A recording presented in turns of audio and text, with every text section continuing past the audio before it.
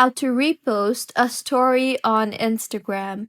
Hello everyone, I am Bishaka and welcome to our channel. Now let's get right into the tutorial.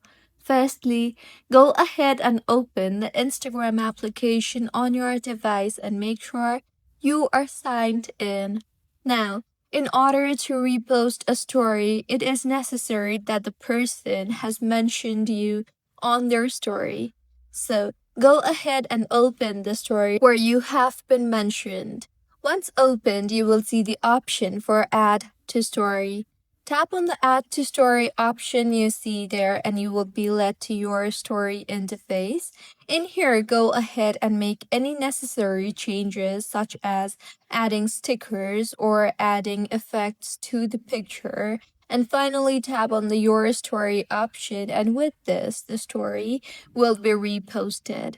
So, this is how you can repost a story on Instagram. If you find this tutorial helpful, please like the video and do comment if you have any queries. Also, do subscribe to our channel for more helpful tutorials like this.